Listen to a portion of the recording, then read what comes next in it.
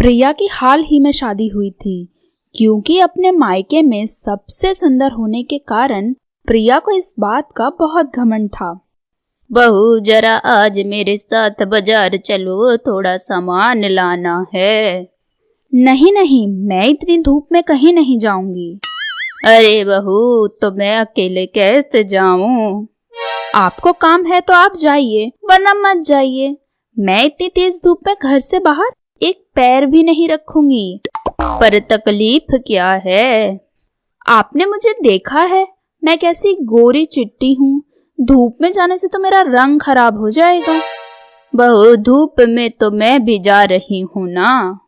हाँ तो आपको होगा भी क्या? आप कौन से इतनी सुंदर हैं जो रंग या रूप खराब होगा? आप जैसों को कोई फर्क नहीं पड़ता है, धूप हो या छाँव। अरे बड़ी आई जुबान चलाने वाली, तेरे घर वालों ने तुझे यही सिखाया है क्या? मैंने कह दिया ना कि मैं धूप में नहीं जाऊंगी तो नहीं जाऊंगी। आपको तो क्या होगा ऐसी धूप में, पर मेरा कलर तो खराब हो जाएगा ना।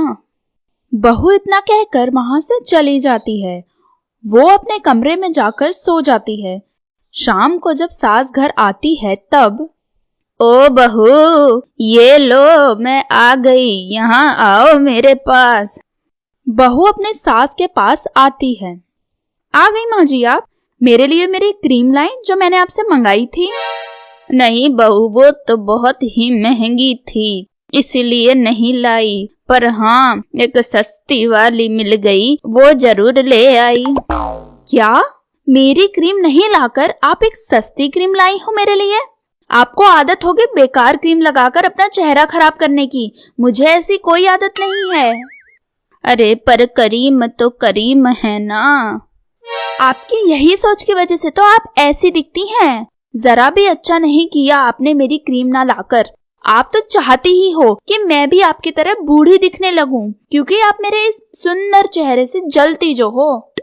अरे बहू, ये क्या कह रही हो? मैं क्यों तुझसे जलूंगी? क्योंकि मैं सुंदर दिखती हूँ और आप नहीं। ऐसा कहकर बहू वहां से चली जाती है। आज शाम को मेरी बहन घर आ रही है, साथ ही उसकी बहू भी आ रही है, तो तुम बाजार जाकर उसके लिए कोई बढ़िया सा तोहफा ले आना। क्यों माँ जी, उसे तोहफे की क्या जरूरत है? अरे वो पहली बार घर आ रही है ना, तो क्या उसे कुछ देंगे नहीं? कुछ ना कुछ तो तोहफा देना ही पड़ेगा। उसे अच्छे तोहफे की क्या जरूरत है? तो मैंने उसकी शादी पर उसे देखा था, कुछ खास नहीं दिखती है, साधारण सी दिखती है। उसे तो कुछ भी लाकर दे देंगे तो चलेगा। अच्छे तोहफे तो मुझ जैसे सुंदर पर अच्छे लगते हैं। हाँ हाँ, चेहरा तो सुंदर है तुम्हारा, पर मन का क्या? वो तो सुंदर है या नहीं, वो तो तुम्हें ही पता होगा।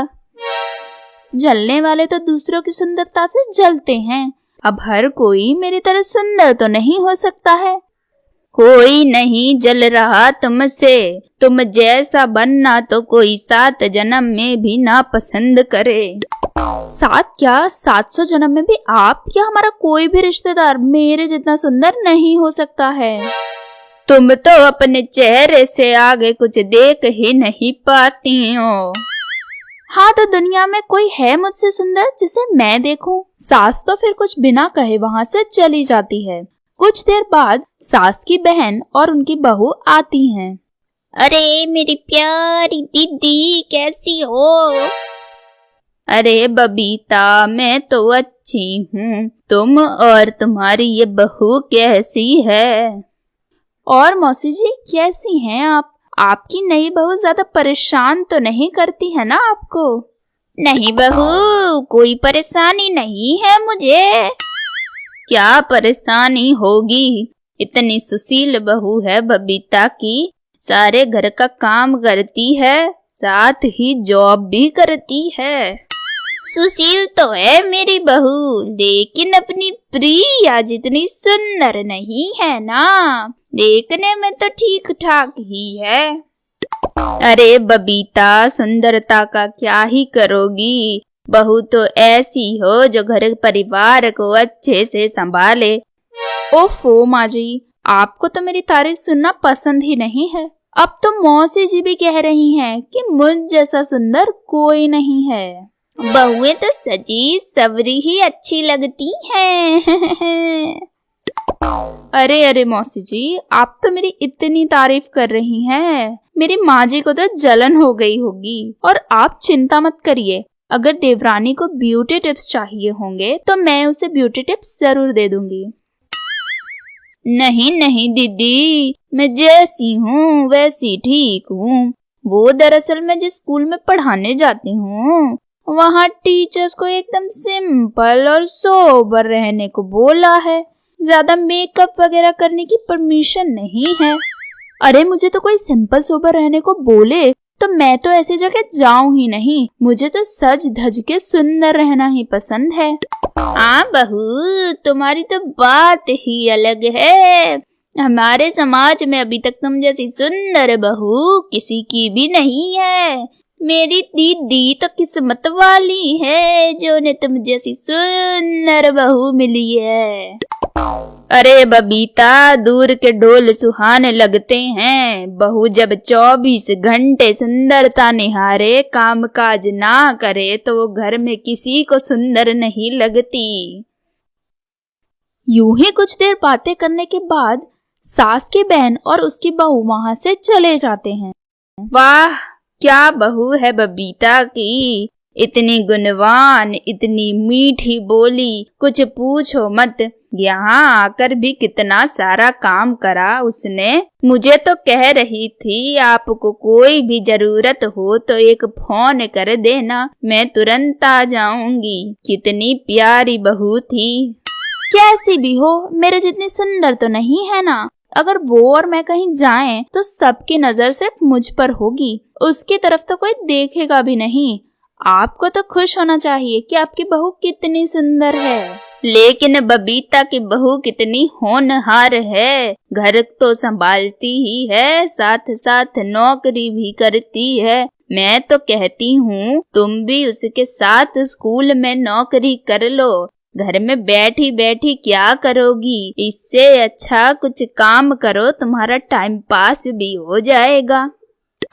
मैं और ऐसे डाउन मार्केट जॉब करूं? आपने देखा है मैं कितनी सुंदर हूँ। मुझे तो कोई भी कंपनी में आराम से नौकरी मिल जाएगी, पर मुझे नहीं करनी कोई नौकरी। नौकरी करूंगी तो थकान होगी, जिससे मेरा चेहरा थका हुआ लगेगा। ना बाबा ना, मैं मेरी सुंदरता एक नौकरी के लिए तो कभी खराब ना करूं। अरे तो क्या हुआ, बबीता की बहू भी तो करती है नौकरी। उसके चेहरे पर तो थकान नहीं दिखती, बल्कि एक अलग ही चमक दिखाई देती है उसके चेहरे पे। कोई चमक नहीं थी, काम कर करके पसीना हो गया था और उसके चेहरे पर आपको चमक दिखती है। लेकिन मेरे चेहरे पर आज तक आपको चमक नहीं दिखी। मुझे तो लगता है आपको सुंदरता क्या होती है उसकी कोई समझ ही नहीं है। और तुम एक काम करो, 2 दिन के लिए बबीता के घर ही चली जाओ। वैसे भी बबीता बोल ही रही थी ना वहां जाने को, तो जाओ। तब तक मैं बबीता की बहू को यहाँ बुला लेती हूँ। हाँ ठीक है, जाती हूँ। मैं भी वहीं रहूं जहाँ मेरी कदर हो। फिर प्रिया मौसी के घर चली जाती है। 2 दिन बाद मौसी और प्रिया वापस आते हैं। अरे बहू, तुम तो बहुत जल्दी आ गई। मुझे तो लगा कुछ दिन और रुकोगी, क्योंकि मुझे तो बबीता की बहू के साथ बहुत अच्छा लग रहा है। अरे दीदी, मेरी बहू ही सबसे अच्छी है। भले सुंदर कम है, लेकिन मेरी बहू जितना काम तुम्हारी बहू नहीं करती है। इसे तो डर लगता है कि कहीं काम काज करने से इसकी सुंदरता कम न हो जाए। मेरी बहू, चलो घर चलते हैं। जी माँ जी, चलिए। देख लिया बहू, चेहरे की सुंदरता की तारीफ दूर से ही अच्छी लगती है। 2 दिन तुम्हें कोई नहीं रख पाया, अब समझ जाओ कि सुंदरता ही सब नहीं है। ऐसा कहकर सास वहां से चली जाती है और बहू को भी अपने घमंड पर पछतावा होता है।